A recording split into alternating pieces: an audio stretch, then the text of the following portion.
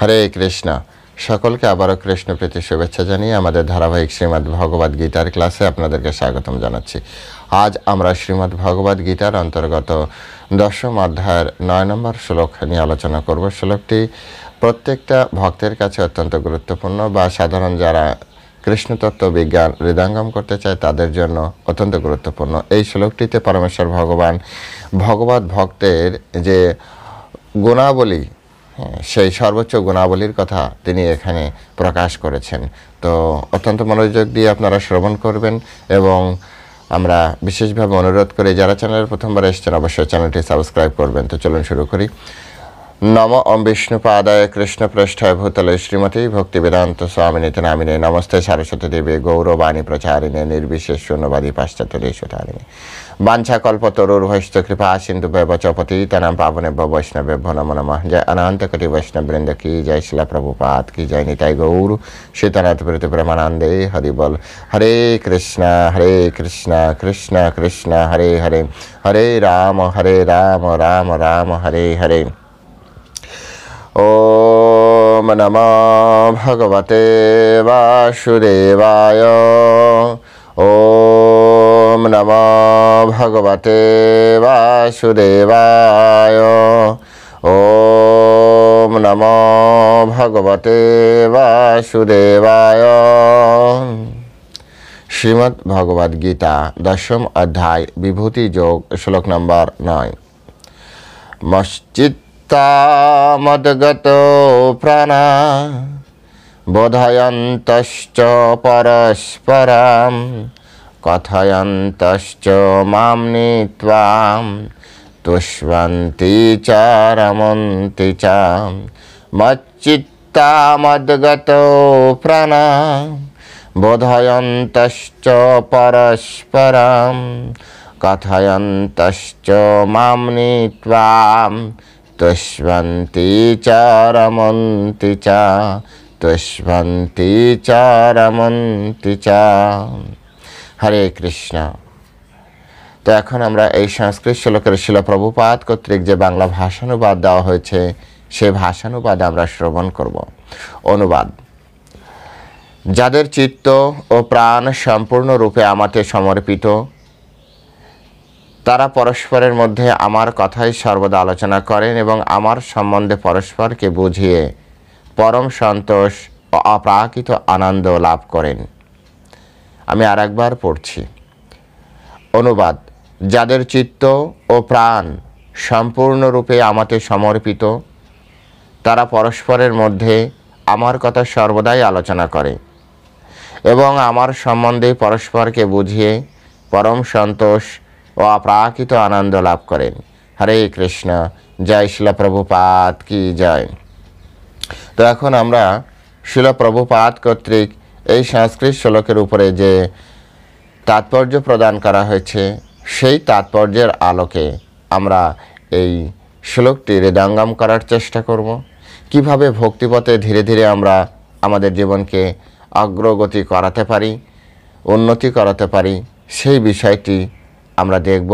কারণ এখানে সম্পূর্ণ ভক্তের একটি নিজস্ব গুণাবলী, প্রত্যেকটা বস্তু ব্যক্তি যেমন একটা গুণাবলী আছে, প্রত্যেকটা জীবের যেমন একটা আলাদা গুণাবলী আছে, ঠিক একইভাবে ভক্তের একটি নিজস্ব গুণাবলী আছে, ভক্তের একটি পরিকাঠামো আছে। ভক্ত তার বাইরে যেতে পারে না। যেভাবে বাঘ সাধারণ অবস্থায় তার হিংস্রতার বাইরে যেতে পারে না, যেভাবে হরিণ সাধারণ স্বাভাবিক অবস্থায় তার স্নিগ্ধ স্বভাবের বাইরে যেতে পারে না, ঠিক একইভাবে একটা ভক্তের স্বাভাবিক কিছু গুণাবলী আছে। সেই গুণাবলীর বাইরে একজন ভক্তও যেতে পারে না। সেই গুণাবলী কি, সেই বিষয়ে পরমেশ্বর ভগবান এই শ্লোকে তিনি ব্যাখ্যা করলেন। সেই গুণাবলী আমাদেরকে জানালেন।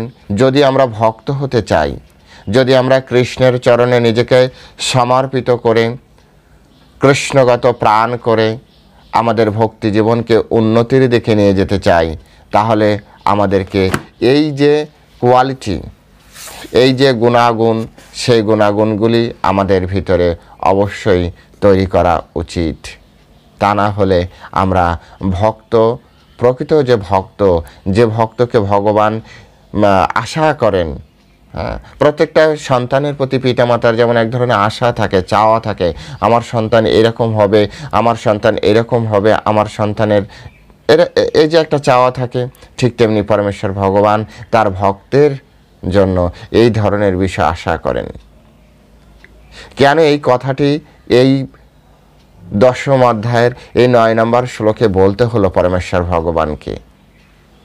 এই কথাটি লুকিয়ে আছে এর আগের শ্লোকের সাথে, যে শ্লোকে পরমেশ্বর ভগবান তার নিজের সব থেকে আলটিমেট যে বিভূতি শক্তি, আলটিমেট পটেন্সি যেটাকে বলা হয়, যেটা তিনি সেটি প্রকাশ করেছিলেন, অহম সর্বস্ব প্রভাব মত্ত সর্বম প্রবর্ততে।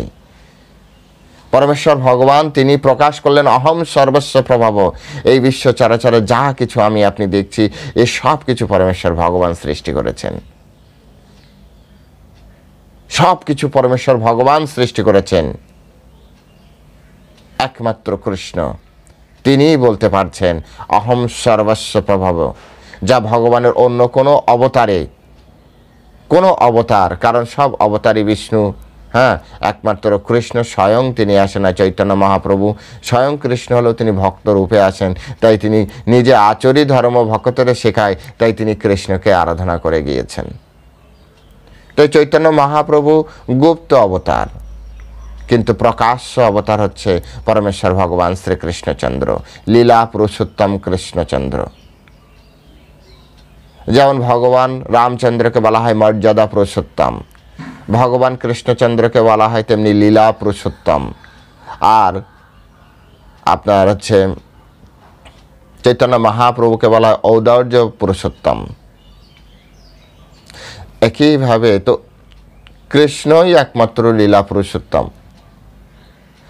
ভগবান রামচন্দ্র ভগবান কৃষ্ণেরই, হ্যাঁ, বিষ্ণুর অবতার। আর এ কারণে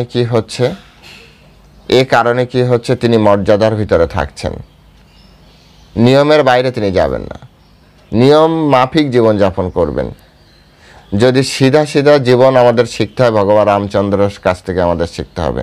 একজন প্রকৃত মানব জীবন কেমন হওয়া উচিত, তা যদি শিখতে হয়, ভগবান রামচন্দ্রের কাছে শিখতে হবে। কিন্তু পরমেশ্বর ভগবানের যে বিভূতি, সেই বিভূতি যদি জানতে হয়, তাহলে আমাদের ভগবান কৃষ্ণের চরণে আত্মসমর্পণ করে ওনার কাছ থেকে জানতে হবে। ভগবান রামচন্দ্র কোনোদিন চুরি করেননি, কিন্তু কৃষ্ণ কখনো চুরি করা ছাড়া থাকেননি। ভগবান রামচন্দ্র একেবারে, আমাদের মহারাজরা খুব সুন্দর করে বলেন, যারা গরিষ্ঠ ভক্ত ওনারা যখন ক্লাস দেন, একদম সোজা স্ট্রেট লাইফ ভগবান রামচন্দ্রের। আর কৃষ্ণের লাইফ, কৃষ্ণ দাঁড়ায় যেমন ত্রিভঙ্গ মুরারিধর, কৃষ্ণের মুখ এইদিকে তো চোখ এইদিকে। এই জন্য কৃষ্ণকে বোঝাও ঠিক এরকম, যারা বুঝতে পারে তো তারা পারে, যারা বুঝতে পারে না তারা। তো ভগবান এখানে বললেন যে অহম সর্বস্ব প্রভাবে, অর্থাৎ 8 নম্বর শ্লোকে তিনি বললেন অহম সর্বস্ব প্রভাব, সব কিছু আমার থেকে সৃষ্টি হয়েছে। আর এই কথা যারা জানতে পারে তাদের সম্পর্কে বলছে ইতিমতা ভজন্তে মাম বুধা ভাবম সমন্বিতা। ইতিমত্তা এইভাবে যারা জানতে পারে, ভজন্তে মাম, আমার ভজনা করে কারা?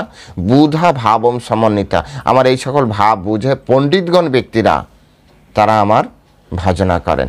এখন ভজনা তো বললেন, এবার ভজনা যারা করে তারা কেমন, সেই ভজনাকারী ব্যক্তির লক্ষণ কেমন, সেই বিষয় সম্পর্কে পরমেশ্বর ভগবান এখানে জানিয়েছেন। সেই বিষয় সম্পর্কে জানাতে যেয়ে পরমেশ্বর ভগবান বললেন মচ্চিত্ত মদগত প্রাণা বোধয়ন্তশ্চ পরস্পরম কথয়ন্তশ্চ মামনি ত্বাম তুষ্মন্তি চ রমন্তি চ। মচ্চিত্তা মদগত প্রাণা বোধয়ন্ত পরস্পরম কথয়ন্তশ্চ মামনি ত্বাম তুষ্মন্তি চ রমন্তি চ। বলছে যারা এই ধরনের পণ্ডিতগণ, যারা এই ধরনের ব্যক্তিগণ যারা আমার ভজনা করেন তারা কেমন দেখতে হয়? বলছে মচ্চিত্তা, তাদের চেতনা সম্পূর্ণরূপে আমাতে আসক্ত, সম্পূর্ণরূপে আমাতে আসক্ত। বিশ্বনাথ চক্রবর্তী ঠাকুর মচ্চিত্তা সম্পর্কে কি বলেছেন? বলছেন আমার রূপ, নাম, গুণ, লীলা ও মাধুর্য আস্বাদনে লুব্ধমানা, লোলুপ, লোভাতুর যারা আছেন কি বিষয়ে? পরমেশ্বর ভগবান শ্রীকৃষ্ণের নাম, রূপ, গুণ, লীলা এই সকল বিষয়ে যারা লুব্ধতা, এদেরকে বলা হয় মচ্চিত্তা, যাদের চেতনা কৃষ্ণে লেগে আছে। তারপরে বলা হচ্ছে মদগত প্রাণা। মদগত প্রাণা মানে কি? যে আমি ছাড়া আর বাঁচতে পারবে না। চোখের আড়াল হলেই, আমাদের বাংলা একটা প্রবাদ আছে, চোখের আড়াল হলে মনের আড়াল হয়। ইংরেজিতে এই শব্দটি মানে এই সেন্টেন্সটা আবার কি বলে? Out of sight out of mind. কিন্তু এখানে আবার বলা হচ্ছে মদগত প্রাণা, আমার চোখের আড়াল হলেই তার প্রাণ যায় যায়। এই জন্য বলা হয় জড়জগতে আর চিৎজগতের বৈশিষ্ট্য হচ্ছে বিপরীত ধর্মী। জড়জগতে যেমনটি আশা করা যায় ভালো, চিৎজগতে হয়তো বা সেটির কোনো অস্তিত্ব নেই বা সেটি ঠিক নয়। মদগত প্রাণা মানে একজন আরেকজনকে ছাড়া থাকতে পারে না। যেভাবে একটা প্রেমিক তার প্রেমিকাকে না দেখে থাকতে পারে না, মদগত প্রাণা, এটাকে এই হচ্ছে মদগত প্রাণা, মচ্চিত্তা মদগত প্রাণা। এবার কিভাবে বুঝবেন যারা মচ্চিত্তা মদগত প্রাণা? হ্যাঁ হ্যাঁ, আমারও চিত্ত না এরকম মচ্চিত্তা, আমিও মদগত প্রাণা, প্রভু জানেন কৃষ্ণ আমার প্রাণ, তো বলে দিলে হয়ে গেল। মদগত প্রাণা আপনি এভাবে বললে যে আপনি মদগত প্রাণা। মদগত প্রাণার অনেক লক্ষণ আছে, তার ভিতরে মেজর লক্ষণ, যেমন অনেকে মাঝে আমাকে একবার ইউটিউবের একটি ক্লাস মানে এসে কমেন্টস লিখেছিল যে ইসকন ভক্তরা এত হরিনাম করছে, কই চোখে জল নেই। এটা সত্য কথা, তার কথায় যুক্তি আছে, কৃষ্ণ নামে তো চোখে জল আসার কথা। কিন্তু অষ্টসাত্ত্বিক বিকারের ভিতরে অশ্রু এটা একটা বিকার, এছাড়া আরও অনেক বিকার আছে,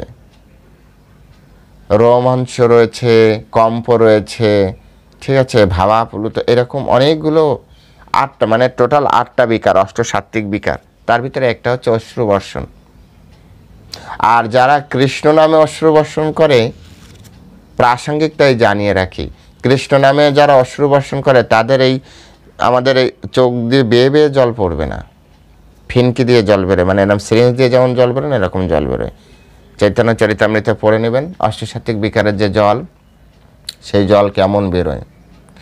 অষ্টসাত্ত্বিক বিকারের জল আমরা সাধারণত যখন চোখ দিয়ে, আমরা যখন আমাদের খুব কষ্ট হয় কাঁদি, তখন যে চোখ দিয়ে জল বেরোয় সেটা চোখ দিয়ে লবণাক্ত জল বেরোয়, কিন্তু অষ্টসাত্ত্বিক বিকারের জল কিন্তু মিষ্টি জল বেরোয়।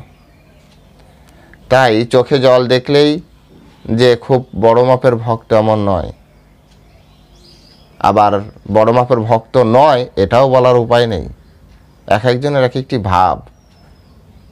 তাই কারো ভাব নিয়ে কখনো বিষয়টি আমাদের মানে সেইভাবে যাওয়া উচিত নয় যে হয়তো ওটা ঠিক নয় ওটা ঠিক নয়।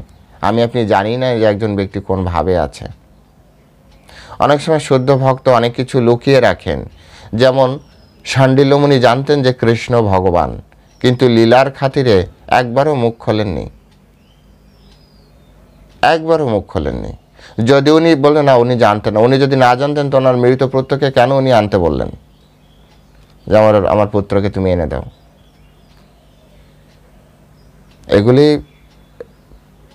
এগুলি যতক্ষণ না আপনি আসলে হৃদয়ঙ্গম না করতে পারবেন ততক্ষণ আপনাকে কেউ হৃদয়ঙ্গম করাতে পারবে না। যাই হোক, মদগত প্রাণা, মশ্চিত্ত মদগত প্রাণার যে লক্ষণ স্বাভাবিকভাবে আমরা বুঝতে পারবো কিভাবে? বলছে বোধায়ন্ত পরস্পরাম। বোধায়ন্ত পরস্পরাম, বোধায়ন্ত মানে বোঝানোর চেষ্টা করে। কি বোঝায়? পরমেশ্বর ভগবানের কথা। কারণ এই বোধায়ন্ত পরস্পরাম কথায়ন্তশ্চ, তা মানে বোধায়ন্ত এবং কথায়ন্ত, তারপরে রয়েছে মাম, অর্থাৎ আমার বিষয়, কৃষ্ণের বিষয়। কিভাবে? পরস্পরম, যখন একে অপরের সাথে আসে তখন অধিক গরিষ্ঠ ভক্ত, যার চিত্ত মদগত প্রাণা, তিনি কৃষ্ণের বিষয় অপরের সাথে অপরকে বোঝায়। এটি হচ্ছে মদগত প্রাণা, মচ্চিত্তের একটা লক্ষণ। এখানে বিশ্বনাথ চক্রবর্তী ঠাকুর বোধায়ন্ত সম্পর্কে তিনি বলতে যেয়ে বলছেন যে ভক্তির স্বরূপ প্রকারাদি সৌহার্দ্য অর্থাৎ সুরিতভাবে জানান। ভক্তির সৌহার্দ্য, তারপর ভক্তির স্বরূপ, এক কথায় কৃষ্ণ সম্বন্ধ বোঝানো অপরকে। এটি কিন্তু একটি, কারণ এর পরেই আরেকটি শব্দ রয়েছে কথায়ন্তশ্চ মাম। তো কথায়ন্ত আর এই বোধায়ন্ত, বোধায়ন্ত হচ্ছে বোঝান আর কথায়ন্ত হচ্ছে কীর্তন করেন। এই দুটি জিনিস কিন্তু মানে প্রায় সেম শুনতে, কিন্তু দুটির বিষয় কিন্তু আলাদা। বোধায়ন্ত মানে যিনি বোঝান কৃষ্ণ বিষয়, যেমন শিল প্রভুপাদ মশ্চিত্ত মদগত প্রাণভক্ত ছিলেন, কারণ তিনি জগৎবাসীকে কৃষ্ণ তত্ত্ব বুঝিয়েছেন। তিনি কৃষ্ণ তত্ত্ব সমগ্র জগতের মানুষকে বুঝিয়েছেন, সেজন্য তিনি মশ্চিত্ত মদগত প্রাণার অন্তর্ভুক্ত একজন ভক্ত। তিনি বুদ্ধিমান পণ্ডিত একজন ভগবানের ভক্ত। শুধু ভক্ত নয়, পণ্ডিত ভক্ত, বিজ্ঞ ভক্ত। যেভাবে এর আগের শ্লোকে বলেছে ইত্তিমত্ত ভজন্তে মাম বুধা ভাবম সমন্বিতা। বুধা পণ্ডিতগণ শুদ্ধ ভক্তি সহকারে ভজনা করেন। এক তো শুদ্ধ ভক্তি সকলে করতে পারে, আরেকটি হচ্ছে যারা বোঝাতে পারে।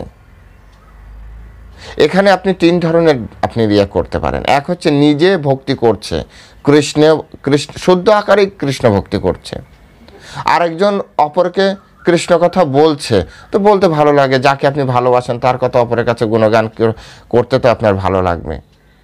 আরেকটি হচ্ছে তত্ত্বগতভাবে আরেকজনকে বোঝানো।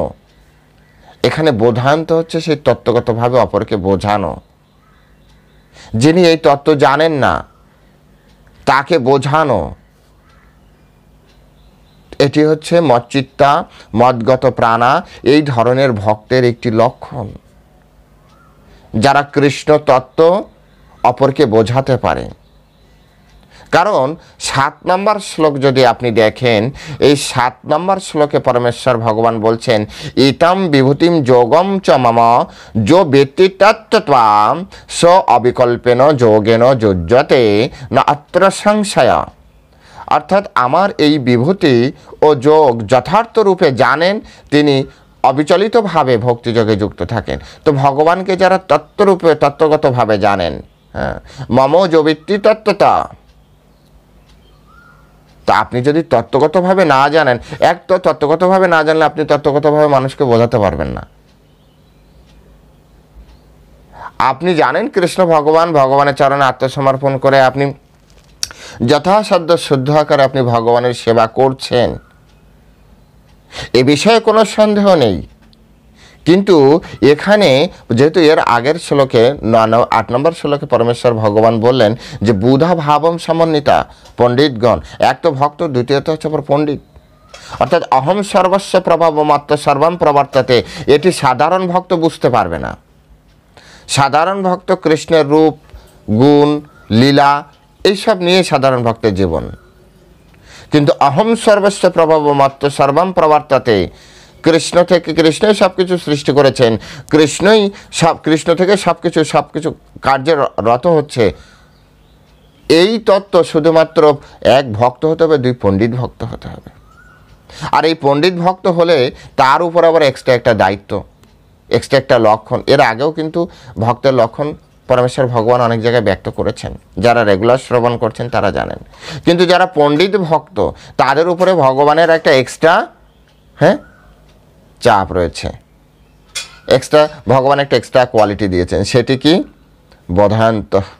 বোধায়ন্ত পরস্পরম, অপরকে বোঝায়, যেটি সকলে পারে না, সকলের দ্বারা সম্ভব নয়। এর জন্য আপনাকে বুধা ভাবম সমন্বিত বুধা হতে হবে, বুদ্ধিমান পণ্ডিত ব্যক্তি হতে হবে। সাধারণ হলে শুধুমাত্র কৃষ্ণ ভক্তি করে এই জগৎ থেকে বেরিয়ে যেতে হবে। কিন্তু শিল প্রভুপাদের মতো, গুরু আচার্যদের মতো যদি কোনো ব্যক্তি হয়, তাহলে তিনি হবেন বুদ্ধিমান পণ্ডিত এবং ভক্ত, এবং তার উপরে ভগবান অধিক গুণাবলী প্রদান করেন, অধিক কৃপা প্রদান করেন, এবং কৃষ্ণের কৃপায় তার এইসব লক্ষণগুলো প্রকাশিত হয়। সেই প্রকাশের একটি হচ্ছে বোধায়ন্ত, সবসময় ভগবানের বিষয় বোঝানোর চেষ্টা করবে। আরেক ধরনের ভক্ত আছে যারা সবসময় জপ করবে, নিজে একান্তে জপ করবে, এত কিছু আমি জানি না, আমি জানি কৃষ্ণ ভগবান, আমি তার দাস, আমি তার ভক্ত, আমার এত কিছু জানা নেই ভাই, আমাকে এত কিছু বুঝিও না। এটা এক ধরনের ভক্ত, অবিচল নিষ্ঠা, এরা উদ্ধার হবে। কিন্তু বিজ্ঞত যারা বুদ্ধিমান, যাদের কাছে এই তত্ত্ব রয়েছে যে অহম সর্বস্ব প্রভাব মাত্র সর্বম প্রবর্ততে, এই তত্ত্ব যারা বুঝতে পারে তাদের লক্ষণ। তাই এই দুটি পাশাপাশি রাখা হয়েছে, তিনটি শ্লোক পাশাপাশি রাখা হয়েছে। এক হচ্ছে 7 নম্বরে বলা হচ্ছে মমজ ব্যক্তি তত্ত্বতা, যে আমাকে তত্ত্বটা জানতে পারেন, তার লক্ষণ কেমন হবে? অহম সর্বস্ব প্রভব মাত্র সর্বম প্রবর্ততে, এই বিষয় সম্পর্কে জানতে পারবে। আর যারা এই বিষয় সম্পর্কে জানতে পারে তাদেরকে ভগবান বলছেন বুধা ভাবম সমন্বিতা, তারা হচ্ছে পণ্ডিত ব্যক্তি। এবং এই সকল ভক্তের লক্ষণ কি, অ্যাকচুয়াল লক্ষণ কি, তখন বলছে মচ্চিত্তা মদগত প্রাণা, তারা মানে মদগত প্রাণ হবে। এবং মদগত প্রাণা হলেই কি আমরা বুঝতে পারবো? সবসময় কান্নাকাটি বলছে না, সবসময় কান্নাকাটি করলে যে ভগবান তুমি কোথায়, তুমি কোথায়, এটা একটা লক্ষণ, অষ্টসাত্ত্বিক বিকারের একটি লক্ষণ। ভগবানকে পাগলের মতো খুঁজছে, এটি অষ্টসাত্ত্বিক বিকারের একটি লক্ষণ। কিন্তু তাহলে কি আমরা বুঝতে পারবো এ হচ্ছে বুধা ভাবম সমন্বিতা? বলছে না। তাহলে কি হবে? বলছে ও বোধায়ন্ত পরস্পরম, অপরকে বোঝাবে। ওর ভিতরে অষ্টসাত্ত্বিক বিকার আছে, কিন্তু সেটি গোপন করে। কারণ মানুষের সামনে পাগলামি করলে মানুষ তো তত্ত্ব বুঝতে পারবে না। চৈতন্য মহাপ্রভু ডাবল রোল তিনি এই জগতে প্রকাশ করেছেন। এক হচ্ছেন তিনি কৃষ্ণ প্রেমে মাতোয়ারা হয়ে অষ্টসাত্ত্বিক বিকারের প্রাকাষ্ঠা জায়গায় তিনি অবস্থান করেছেন, সাথে সাথে তিনি তত্ত্বগত বিষয় মানুষের ভিতরে স্বাভাবিকভাবে প্রদান করেছেন। এই বিষয়গুলি কিন্তু আমাদের কাছে, অনেকের কাছে মানে কি বলা যায় যে ঠিকভাবে তারা বোঝার চেষ্টা করতে পারে না। চৈতন্য মহাপ্রভু যখন তত্ত্ব প্রকাশ করেছেন, যেমন সনাতন গোস্বামী, রূপ গোস্বামীর যে শিক্ষা, সেই শিক্ষায় যখন রায় রামানন্দের সাথে যখন সাধ্য সাধন তত্ত্ব আলোচনা হচ্ছিল, তখন কিন্তু ভগবান অষ্টসাত্ত্বিক বিকার প্রকাশ করেননি। অষ্টসাত্ত্বিক বিকারের জায়গায় অষ্টসাত্ত্বিক বিকার প্রকাশ করেছেন। বাকি সময় তিনি অ্যাজ এ পণ্ডিত, বুধা ভাবম সমন্বিতা, সেখানে তিনি বোধায়ন্ত পরস্পরম, অপরকে বুঝিয়েছেন।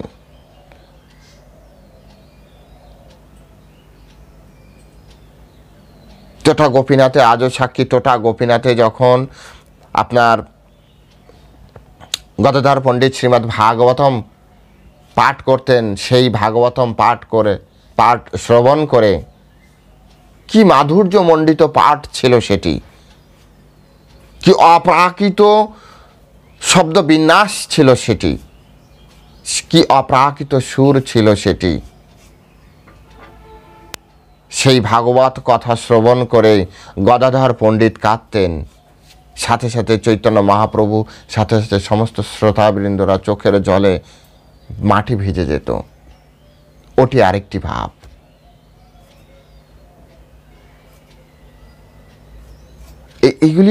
এগুলি আমাদের বোঝার বিষয় আছে, তা না হলে আমরা প্রকৃত পক্ষে কৃষ্ণতত্ত্ব হৃদয়ঙ্গম করতে ব্যর্থ হব। তো এখানে বলা হচ্ছে বোধায়ন্ত পরস্পরাম, অপরকে যখন অপরকে সবসময় বোঝাতেই থাকবে। কারোর সাথে দেখা হলো কৃষ্ণতত্ত্ব বোঝাবে। সাধারণত এই বোঝানো আর কীর্তন করা এই দুটি আবার কোথায় কোথায় হয়, এই পণ্ডিত ব্যক্তি তারা এটি জানেন। কিভাবে জানেন? বোধায়ন্ত যখন আপনি আপনার থেকে কনিষ্ঠ লেভেলের কারোর সামনে দেখা করবেন, আপনি যখন বুঝতে পারবেন যে আমার থেকে কনিষ্ঠ, তখন আপনি তাকে বোঝাবেন। আর কথায়ন্ত কীর্তন করবেন সাধারণ জনগণের ভিতরে। আর বোধায়ন্ত বোঝানোর বিষয়টা আরেকটা স্তর। আবার এই ভক্ত যখন গরিষ্ঠের সামনে যাবে, তখন হাত জোর করে, মশাম মূর্খ এই জগতে নাই, কৃপা করে আপনি আমাকে কৃষ্ণতত্ত্ব বোঝান, এরকম একটি ভাব থাকবে। যে ব্যক্তি সব সময় কৃষ্ণ কথা অপরকে বোঝাচ্ছে, কিন্তু তিনি যখন গুরু স্থানীয় বা গুরুবর্গীয় কারো কাছে যাবেন, তখন তার যে স্থিতি, সেই স্থিতি হবে মূর্খতার পরাকাষ্ঠা, শ্রেষ্ঠতর মূর্খ এই পৃথিবীর। এমন ভাব নিয়ে তিনি তার গুরুদেবের সামনে যে একেবারে দুই হাত জড়ো করে দন্তে তৃণ করি, দিনহীন এরকমভাবে তার গুরু আচার্যের কাছে যাবে। যেভাবে সনাতন গোস্বামী, রূপ গোস্বামী চৈতন্য মহাপ্রভুর কাছে গিয়েছিলেন। সনাতন গোস্বামী, রূপ গোস্বামী তৎকালীন সময় শ্রেষ্ঠ পণ্ডিত ছিলেন, তার লাইফ হিস্ট্রি আপনারা পড়তে পারেন। কিন্তু যখন চৈতন্য মহাপ্রভুর কাছে গিয়েছিলেন, তখন নিজেকে সব থেকে পামর ব্যক্তি, সব থেকে কি বলা, নিকৃষ্ট, সব থেকে অজ্ঞানী ব্যক্তি রূপে এবং দাঁতের তৃণ নিয়ে গিয়েছিলেন।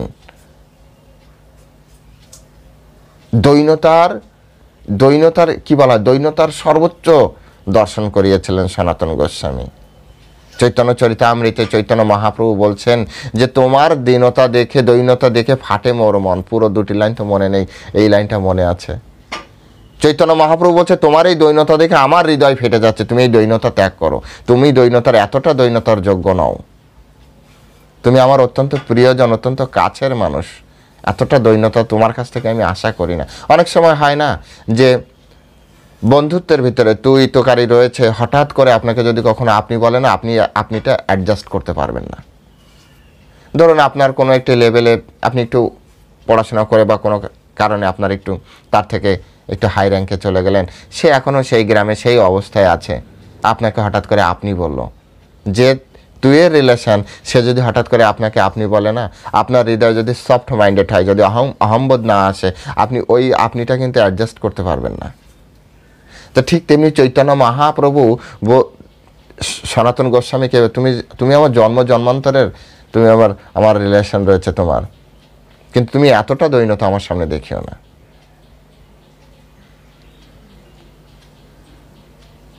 যখন বড়দের সামনে যাবে তখন এরকম ভাব, শিক্ষা এরকম। কিন্তু যখন বন্ধু ভাবাপন্ন ব্যক্তি বা তার থেকে নিচে যারা আসবে, তাকে বোঝানোর চেষ্টা করবে। বোধায়ন্ত পরস্পরম। তারপরে বলছে কি কথায়ন্ত কথায়ন্ত মানে কীর্তন করবে। কোন বিষয় কীর্তন? এইখানে কিন্তু জেনারেল কীর্তন, এখানে কোনো তত্ত্ব কথা বলবে না। ভগবানের লীলাদি প্রকাট করবেন। ব্রজলীলা, অপ্রাকৃত লীলা, চৈতন্য লীলা রস আস্বাদন করাবেন। যেমন চৈতন্য ভাগবতে বৃন্দাবন দাস ঠাকুর লীলা বেজ গ্রন্থ করেছেন। যদি অপ্রাকৃত লীলা শুনে যদি আপনি অপ্রাকৃত আনন্দ চান, চৈতন্য ভাগবত গ্রহণ করুন। আর যদি আপনি তত্ত্বগতভাবে চৈতন্য মহাপ্রভুকে জানতে চান, চৈতন্য চরিতামৃত গ্রহণ করুন। এই হচ্ছে বোধায়ন্ত আর এই হচ্ছে কথায়ন্ত। আর শ্রীমদ্ ভাগবতম হচ্ছে কৃষ্ণতত্ত্বর বোধায়ন্ত কথায়ন্ত উভয়। শ্রীমদ্ ভাগবতম ওখানে কৃষ্ণকে তত্ত্বগতভাবে উপস্থাপনও করা হয়েছে, আবার কৃষ্ণের অনেক লীলা, কৃষ্ণ ভক্তের লীলায় প্রচুর পরিমাণে যে পরমহংসদের জন্য তৈরি করা হয়েছে। তো বোধায়ন্ত, কথায়ন্ত, কথায়ন্ত, কথায়ন্ত মানে হচ্ছে কীর্তন করেন। প্রত্যেকটা যখনই কারো কাছে যাবে পরস্পর, হ্যাঁ, চৈতন্য মহাপ্রভু বলেছেন, গ্রাম্য কথা না বলিবে, গ্রাম্য কথা না শুনিবে কানে, যবে মিলিবে আনে। যখন আপনি অপরের সাথে দেখা করবেন তখন কৃষ্ণবিহীন কোনো কথা শুনবেনও না, কৃষ্ণবিহীন কোনো কথা বলবেনও না, কোনো বিষয় না। তাহলে বলবো কি একজনের কাছে গেলে? এই জন্য জড়জগতে কোনো সম্ভাষণও ইস্কন ভক্তরা করছে না। দেখা হলেও প্রথম দেখায় হরে কৃষ্ণ, আর লাস্ট ফিনিশিংয়েও হরে কৃষ্ণ, মাঝখানে যেটুক থাকছে সেটুক কৃষ্ণ কথা। সেজন্য তো অন্য বিষয় কৃষ্ণ ভক্ত ভাবতেই পারছে না।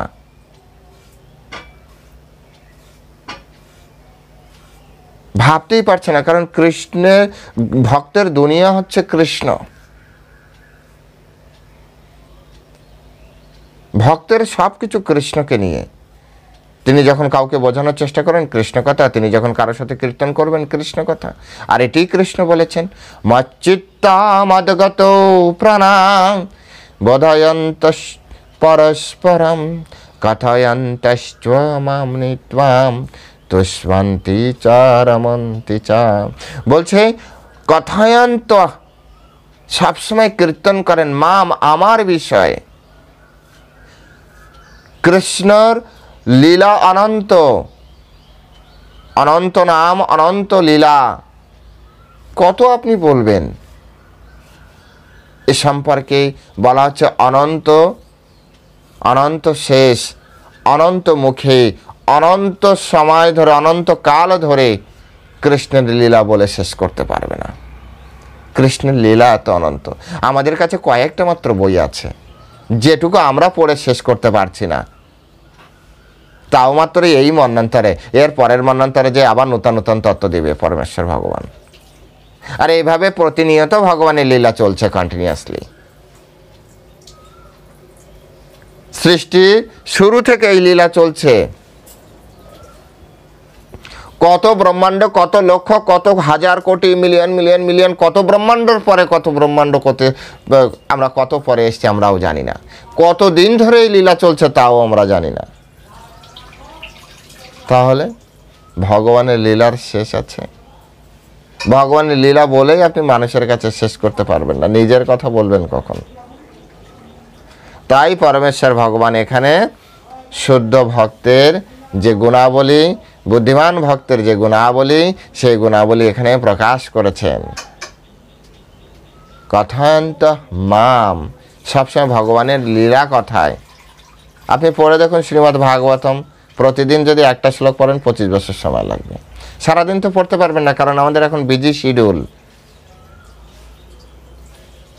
আমাদের নিজেদের পার্সোনাল যে জড়জগতে যে একটা সার্কেলে জড়িয়ে গিয়েছি না, একটা কার্যক্রমে জড়িয়ে গিয়েছি, সারাদিন পড়ারও সময় নেই। এরপরে চৈতন্য চরিতামৃত রয়েছে, ওখানে আরও 20-30 বছর চলে যাবে। এরপরে আরও বিভিন্ন ধরনের গর্গ সংহিতা, পরমেশ্বর ভগবানের অপূর্ব লীলা কাহিনী রয়েছে। ব্রহ্মবৈবর্ত পুরাণ, পদ্ম পুরাণ, স্কন্দ পুরাণ, পরমেশ্বর ভগবানের অনেক অনেক অনেক লীলা কাহিনী রয়েছে। কবে পড়বেন? তাই আমাদের সময় কম, মনুষ্য জীবনের সময় কম। এই সময় নিজের কথা বলারই সময় নেই। কৃষ্ণের যিনি এই জগৎকে, এই কারণে এখানে এই বোধায়ন্ত কথায়ন্ত বলা হয়েছে। কারণ কি জানেন?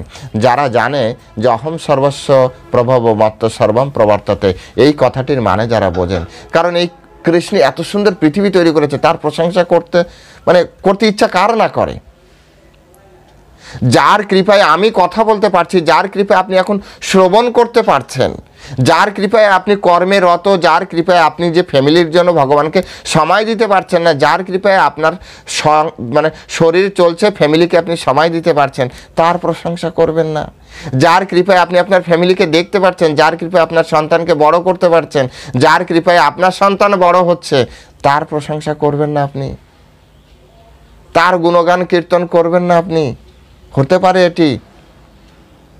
হ্যাঁ, হতে পারে, যদি আমরা বুধা ভাবম সমন্বিতা না হই, অর্থাৎ পণ্ডিত ভক্ত না হই। এই জন্য তো বলা হচ্ছে যে তত্ত্বগতভাবে যিনি জানেন, পণ্ডিত ব্যক্তি, তিনি এই কাজ না করে থাকতেই পারেন না। আপনি ভাবছেন এটা আপনার সন্তান, পণ্ডিতগণ ভাবছে আর এটা কৃষ্ণের সন্তান, হয়ে গেল কৃষ্ণের প্রশংসা। আপনি ভাবছেন আপনি কর্ম করে আপনার পরিবার চালাচ্ছেন, পণ্ডিতগণ ভাবছে যে কৃষ্ণ আমাকে দিয়ে এই সংসার পরিচালনা করিয়ে নিচ্ছেন, হয়ে গেল কৃষ্ণের গ্লোরিফিকেশন। কৃষ্ণ কত মহান যে তিনি আমাকে দিয়ে এই কাজটি করাচ্ছেন, যদিও আমার কোনো রকম যোগ্যতা নেই, তিনি আমাকে দিয়ে এই কাজটি করাচ্ছেন, হয়ে গেল কৃষ্ণের গ্লোরিফিকেশন। আর এটাই সত্য। আর যারা পণ্ডিতগণ তারা এটা জানে, তারা এটা বুঝতে পেরেছে, এই জন্য তারা এই কথা বলছে। কিন্তু সাধারণ ভক্তগণ এই তত্ত্ব এখনো বুঝতে পারেনি। এই জড়জগৎ কি হচ্ছে, এই জড়জগৎ কি আমার নাকি? না, কৃষ্ণের। এই জড়জগৎকে কে পরিবর্তন করবে, কে নিয়ন্ত্রণ করবে? কৃষ্ণ। এখন যা কিছু হচ্ছে এই জগতে, তা কার পরিকল্পনা হচ্ছে? কৃষ্ণের পরিকল্পনায় হচ্ছে। কারণ কৃষ্ণ বলছেন অহম সর্বস্ব প্রভব মত্ত সর্বম প্রবর্ততে, আমার দ্বারাই সব কিছু প্রবর্তিত হচ্ছে, কার্যকারণে সব কিছু হচ্ছে। তাহলে আমি কিভাবে পরিবর্তন করব, যার নিমিত্ত কারণ কৃষ্ণচন্দ্র ভগবান? পরীক্ষিত মহারাজকে যখন অভিশাপ দিয়েছিল, পরীক্ষিত মহারাজ চাইলে তক্ষককে মেরে দিতে পারত, বা তিনি সেই কি বলে, সেই ব্রাহ্মণের সাথে কথা বলে তার যে সেটা সে অন্যভাবে ঘুরিয়ে সেটাকে ব্যবস্থা করতে পারত। কিন্তু তিনি বুঝতে পারলেন যে এটি কৃষ্ণের পরিকল্পনা। কৃষ্ণ চাইছেন যে আমার এখানে আর থাকা উচিত নয়, আমি থাকলে কৃষ্ণের পরিকল্পনা সঠিকভাবে ঠিক হবে না, সেই জন্য তিনি এখান থেকে চলে গেলেন। এটুকু বুঝতে কি অসুবিধা আমাদের? তক্ষকে মারা এটা কি এমন কঠিন কাজ ছিল? কলিকে মেরে দিতে চেয়েছিল পরীক্ষিত মহারাজ, কলিকে। পরীক্ষিত মহারাজ এতটা পরাক্রমশালী ছিল, তক্ষকে মারা এমন, তক্ষকে তো অন্টুতে মেরে দিতে পারত। কিন্তু তিনি চাইলেন কৃষ্ণের পরিকল্পনা এটি। কৃষ্ণ চাইছেন না, কারণ আমি যদি এখন ধরাধামে রাজত্ব করি, কৃষ্ণের পরিকল্পনায় কোনো একটি জায়গায় বাধা হয়ে আমি দাঁড়াচ্ছি। কারণ কলিযুগ, কলির প্রভাব বিস্তার করতে পারছে না, সুতরাং আমাকে যেতে হবে। তিনি চলে গেলেন। এটা হচ্ছে ভক্তের লক্ষণ। তো এখানে সেই জন্য বলা হচ্ছে কথায় আনতা, সবসময় কৃষ্ণের কথা তারা সবসময় বলবেন, কৃষ্ণ কথায় তারা সবসময় রত থাকবেন, কথায় আনতা। এটি হচ্ছে যারা পণ্ডিত ভক্তগণ তাদের লক্ষণ, কিন্তু সবসময় কৃষ্ণ কথায় রত থাকবেন। তারপরে কি বলা হচ্ছে? মাম, আচ্ছা, ভগবানের বিষয়, মাম মানে ভগবানের বিষয়। এবার এই কথা বলা এবং মানুষকে বোঝানো, এর ফলে তার কি ধরনের পরিবর্তন আসবে? বলছে নিত্বাম তুষ্বন্তি, তুষ্টি আসবে। যেমন কোনো খাবার খেলে কি হয়? তুষ্টি, পুষ্টি, সন্তুষ্টি। হ্যাঁ, আমরা মানে কি বলা যায়, তুষ্ট হয়ে যাই। হ্যাঁ, তুষ্বন্তি মানে হচ্ছে তুষ্ট। খাবারের পরে যেমন এক ধরনের প্রশান্তি আসে, সেটি আসবে। হ্যাঁ, ঠিক আছে, আমার ভালো লাগছে। এবং সেটি কেমন? অনিত্য নয়। এই জড়জগতে আপনি যা কিছু বলেন, যা কিছু করেন, যে আনন্দ আপনি গ্রহণ করেন, সেই আনন্দ মানে নিত্য নয়, অনিত্য। এই এখন আছে, এখন ভালো লাগছে। যখন আপনি একটা সিনেমা দেখছেন, ভালো লাগছে, সিনেমা দেখার পরে আপনার কষ্ট হচ্ছে বা আপনাকে আবার হচ্ছে। কিন্তু যারা একবার একটা লেভেলে পৌঁছে গিয়েছেন, কৃষ্ণ তত্ত্ব, কৃষ্ণ সেই লেভেলে পৌঁছে গিয়েছেন, তারা নিত্য তুষ্ট। তাদেরকে আর অন্য কোনো কিছুর জন্য তাদের আর অত বেশি করতে হয় না। তারপরে কি রমন্তি চ, রমন্তি চ, রমন্তি মানে হচ্ছে, রমন শব্দটি সাধারণত আপনার অত্যাধিক আনন্দের ক্ষেত্রে বলা হয়। রমন শব্দ হচ্ছে অপ্রাকৃত আনন্দ। ভগবান কৃষ্ণচন্দ্র যখন আনন্দ প্রদান করেন, রমেতিতি রাম, আনন্দ প্রদানকারী রূপে তখন ভগবান রাম, রাম নামে খ্যাত হন। তো এখানে রমিতি, রমতি, রমন্তি, সরি রমন্তি, রমন্তি মানে হচ্ছে অত্যন্ত আনন্দ, অপ্রাকৃত আনন্দ লাভ করেন, যেটি আপনি কোথাও ঘুরতে গেলে সেই আনন্দ পাবেন না, বেড়াতে গেলে আনন্দ পাবেন না, কারোর সাথে দেখা করলে যে আনন্দ পাবেন না, এটা অপ্রাকৃত আনন্দ। ভিতর থেকে এটি আনন্দিত হবে। আর এই জগতে সবাই কিন্তু আমরা আনন্দের পিছনে ছুটছি।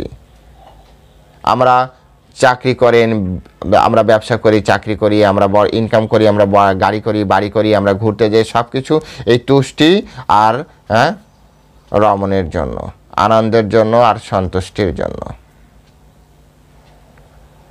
তা সেই আনন্দ আর সন্তুষ্টি আপনি শুধুমাত্র ভগবানের কথা বলে আর ভগবানের বিষয়ে বুঝিয়ে, বোঝানোর বিষয়টা তো আপনাকে নিজে আগে বুঝতে হবে, তারপরে কিন্তু কমসে কম ভগবানের বিষয় যদি আপনি বুঝতে মানে কারো কাছ থেকে শ্রবণ করেন বা নিজে কারোর সাথে কথা বলেন, ব্যাস আপনি দেখবেন এক ধরনের অপ্রাকৃত আনন্দ পাচ্ছেন।